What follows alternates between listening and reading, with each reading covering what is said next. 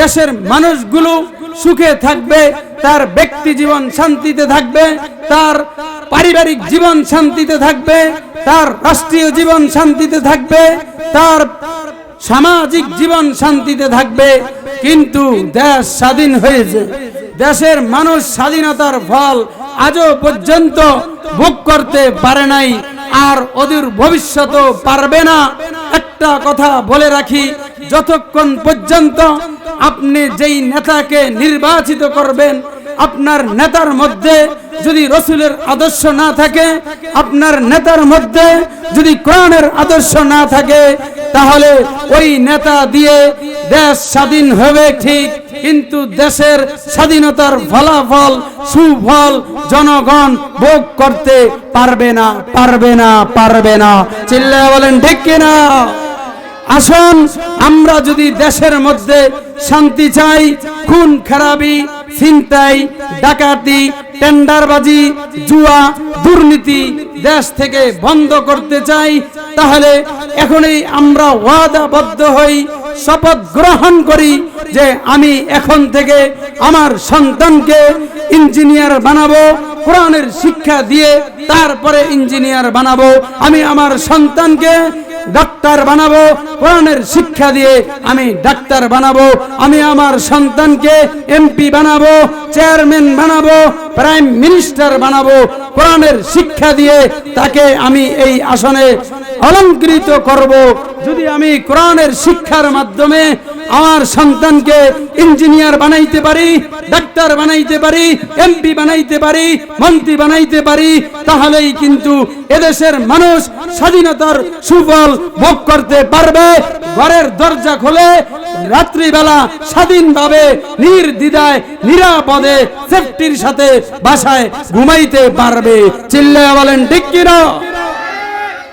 প্রিয় উপস্থিতি, এজন্য আপনি কশিন কালেও দেশের শান্তি আশা করতে পারবেন না যতক্ষণ পর্যন্ত আপনি কোরআনের শিক্ষায়, কোরআনের নীতিতে, কোরআনের বিধান অনুযায়ী এ দেশ পরিচালিত না হবে। আপনি যাকেই ক্ষমতায় বসাবেন সেই কিন্তু দুর্নীতি করবে, টেন্ডারবাজি করবে, এরকম ভাবে দেশের টাকা বাহিরে পাচার করবে। জনগণ কষ্টে আছে, কষ্টেই থাকবে। জনগণ দুর্ভোগের মধ্যে আছে, দুর্ভোগেই থাকবে। জনগণের দ্রব্য মূল্যের ঊর্ধ্বগতির কারণে মানুষের নাবিশ্বাস সেটা থেকেই যাবে। মানুষের মধ্যে, পরিবারের মধ্যে, সামাজিক পর্যায়ে শান্তি আসবে না, আসবে না, আসবে না। চিল্লায়া বলেন ঠিক কিনা? এজন্য আমরা আমাদের সন্তানদেরকে কোরআনের শিক্ষা দিব। রাসূল করিম সাল্লাল্লাহু আলাইহি ওয়াসাল্লাম বলেছেন, এই কোরআনের শিক্ষা দেওয়া দিলে শুধু দুনিয়াতে লাভ এরকম না, পরকালেও লাভ আছে। কি লাভ? মান ক্বরাআল কুরআনা ফাস্তাযহারাহু ফাহাল্লা হালালাহু ওয়া হাররামা হারামাহু আদখালাহুল্লাহুল জান্নাহ ওয়া শাফাআহু ফি আশরাতিন মিন আহলি বাইতিহি কুল্লুহুম ক্বাদ ওয়াজাবাত লাহুন নার।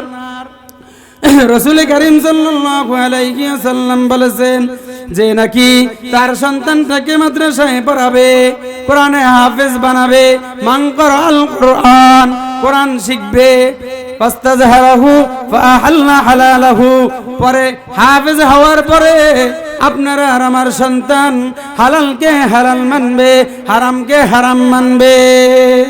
ফাআহাল্লা হালালাহু ওয়া হাররামা হারামাহু আদখালাহুল্লাহুল জান্নাহ।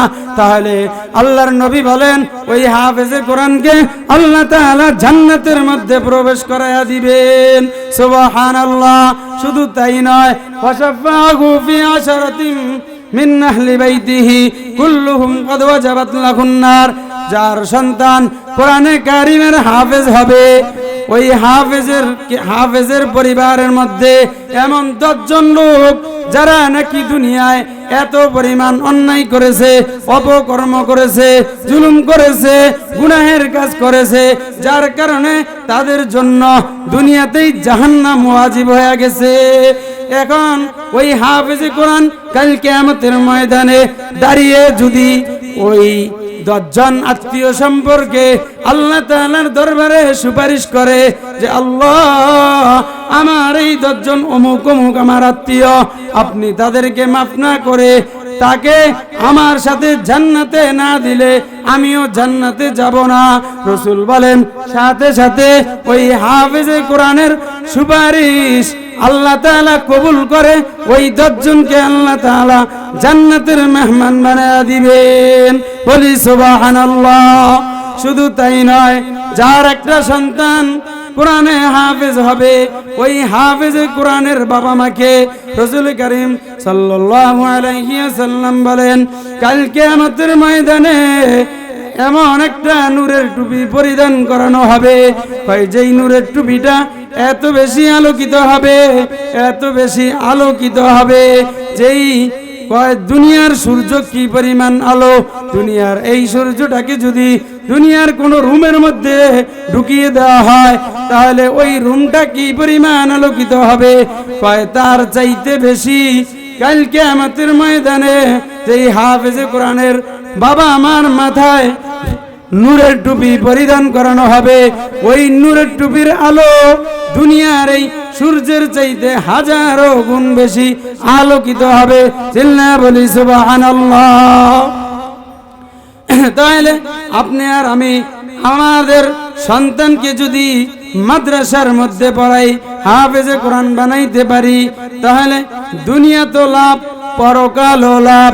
আপনি খোঁজ করে দেখেন যে বৃদ্ধাশ্রমে যত মা বোন আছে, যত বৃদ্ধরা আছে, কয়জন খুঁজে পাবেন আলেমের বাবা, আলেমের মা, হাফেজের বাবা, হাফেজের মা?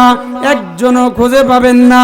বরং ওই সমস্ত লোকগুলিকেই খুঁজে পাবেন যাদের সন্তান নাকি ইঞ্জিনিয়ার, যাদের সন্তান ডাক্তার, যাদের সন্তান বড় বড় অফিসার, যাদের সন্তান বড় বড় প্রশাসনের দায়িত্বে, কিন্তু তার বৃদ্ধ মা বাবার আশ্রয় তাদের বাসার মধ্যে হয় নাই, তাদেরকে তারা বৃদ্ধাশ্রমে পাঠিয়ে দিয়েছে।